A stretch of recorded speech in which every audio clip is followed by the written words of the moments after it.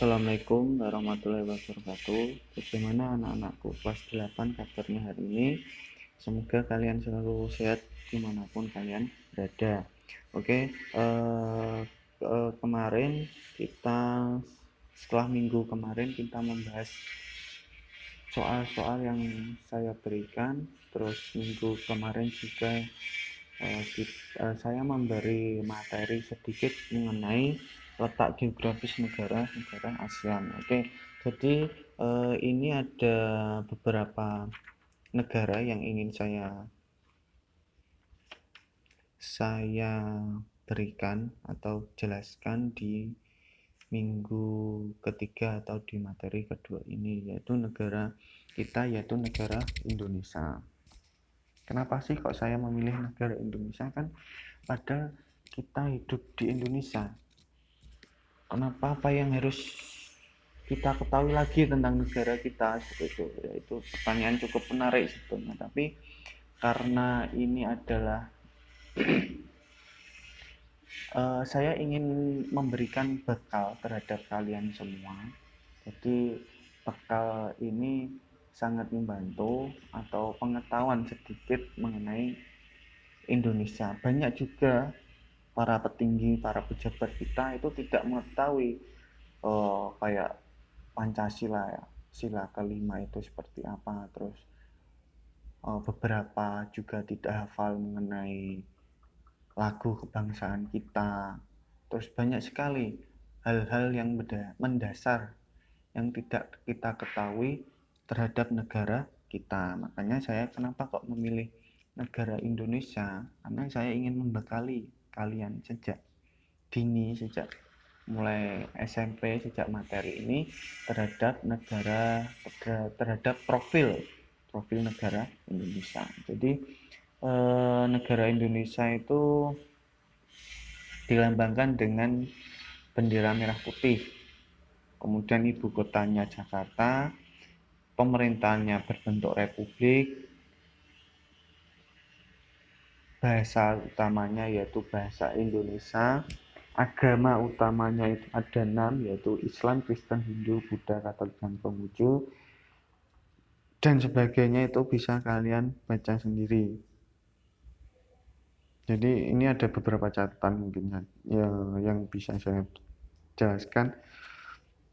Indonesia sudah dijajah oleh 5 negara: Inggris, Portugis, Spanyol, Belanda, dan terakhir adalah Jepang. Indonesia berjuang untuk lepas dari penjajahan itu sekitar tahun 42 sampai 45, yaitu pada waktu penjajahan Jepang. Terus hukum-hukum yang ada di Indonesia itu mulai dari UUD 45, Konstitusi RIS, UUD-S, kembali ke UUD 45 dengan dekret presidennya sampai dengan UUD 45 yang sudah di amandemen. Kemudian presiden pertama itu Insinyur Soekarno, dan presiden ke-7 sampai hari ini adalah Insinyur Joko Widodo.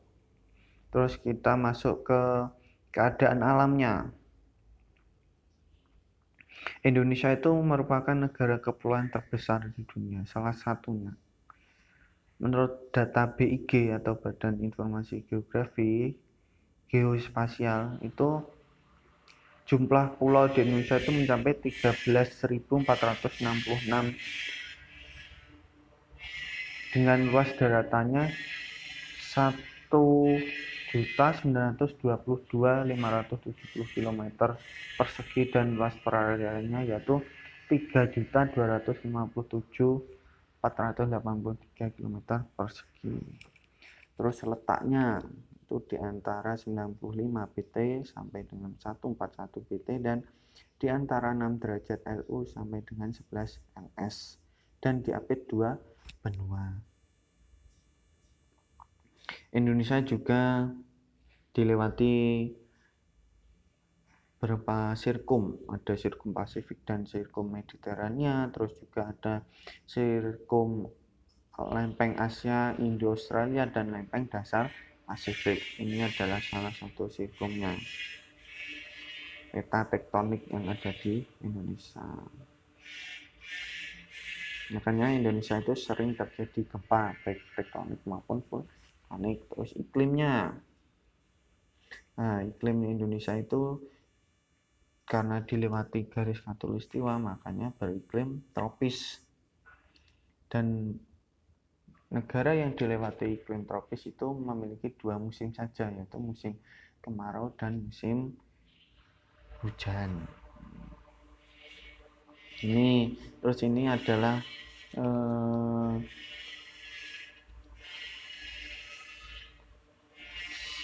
garis semacam garis pembatas mana sih iklim tropis itu batasnya sampai mana, terus iklim subtropis itu sampai mana, sedang itu sampai mana, dan dingin itu sampai mana. Dingin itu di daerah kutub utara maupun kutub selatan. Terus pegunungan, Indonesia memiliki 2 pegunungan atau deretan pegunungan besar, yaitu Sirkum Pasifik melalui Sulawesi, Maluku, Iran, dan Amerika, dan Sirkum Mediterania.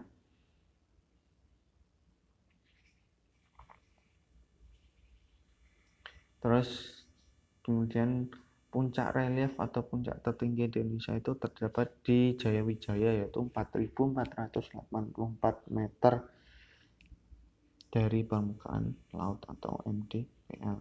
Daratan tinggi di Indonesia itu terkenal antara daratan tinggi Dieng, daratan tinggi Magelang, Malang, dan daratan tinggi Bandung. Dataran tinggi ini disebut juga plateau atau plateo. Kemudian daerah dataran rendah di Indonesia itu di daerah Sumatera bagian timur dan Jawa Barat bagian utara. Peneplain ini kayak semacam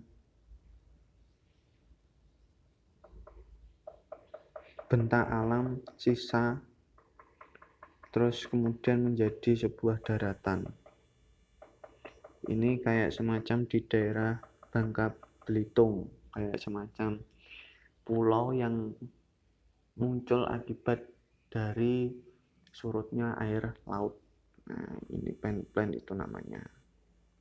Terus kemudian kita depresi adalah bagian permukaan bumi yang mengalami penurunan.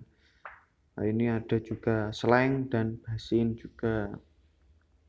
Itu ada di daerah Jawa, ada di Cilacap, Purwokerto, dan Wonosobo.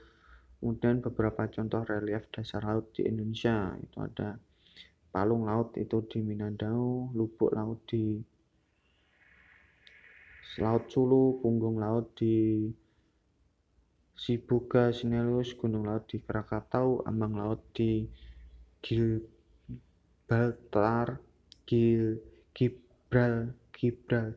dan dangkalan atau shelf yaitu di Laut Jawa dan Laut Arafura.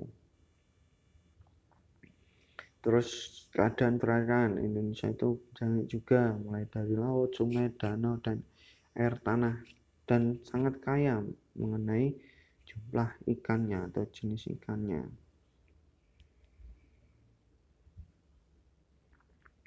Terus keadaan perairan juga di Indonesia itu sangat pemanfaatannya sangat bagus, sering digunakan dalam kegiatan transportasi, kemudian pariwisata. Terus juga ada pasar apung juga di daerah Kalimantan. Itu keadaan perairan di Indonesia, dan ini berikut danau-danau yang ada di Indonesia. Ini ada Danau Toba, Tawuti, Sentani, Poso, Matana, Rano, Laut Tawar, Singkara, Minanjau, dan Danau Tempe. Terus masuk ke jumlah penduduk. Nah, pada tahun 2015 jumlah penduduk Indonesia itu 255 juta jiwa. Dan itu pertumbuhan per tahunnya itu 0,1% per tahun, dan sebagian besar penduduknya itu berada di Jawa, kemudian Sumatera, Sulawesi, dan Kalimantan. Jadi kepadatan penduduk Indonesia itu sangat tidak merata, kebanyakan di daerah Jawa dan Sumatera.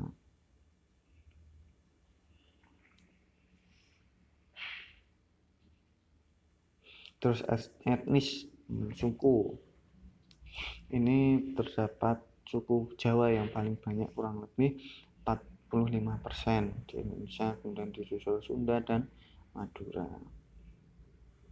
Terus agama di Indonesia itu 88% pemeluk agama Islam. Terus perekonomian, menurut ekonomi dunia atau IMF, pertumbuhan Indonesia itu perekonomiannya itu mencapai 4% tahun 2013.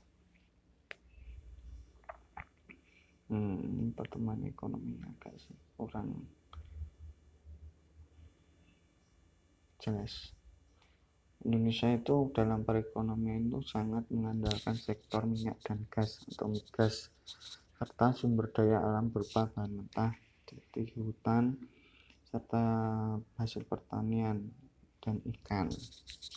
Terus kemudian kalau impornya itu berkaitan dengan industri, farmasi, kimia, barang-barang elektronik, dan otomotif.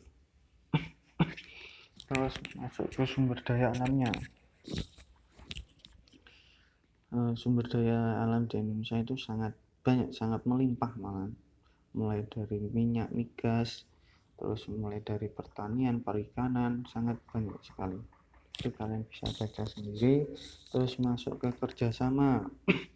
Kerjasama yang dilakukan oleh Indonesia berlangsung secara bilateral, regional, dan multilateral. Bilateral itu dilakukan dengan 2 negara. Terus multilateral itu dilakukan oleh lebih dari 2 negara. Terus kalau regional itu dilakukan oleh cakupan negara tersebut berada di daerah mana sih. Kalau di Indonesia kan berada di regional Asia Tenggara, jadi kerjasamanya itu di lingkup Asia Tenggara dengan membentuk ASEAN seperti itu. Ini informasi kerjasama yang telah dilakukan Indonesia. Kemudian Indonesia juga mengikuti beberapa organisasi internasional, yaitu APEC, Gerakan Non-Blok, dan Gerakan atau PBB, Perserikatan Bangsa. Mungkin itu penjelasan untuk hari ini mengenai profil Indonesia. Bila ada yang ditanyakan mengenai profil Indonesia, silakan tanyakan di kolom chat WhatsApp. Sekian. Wassalamualaikum warahmatullahi wabarakatuh.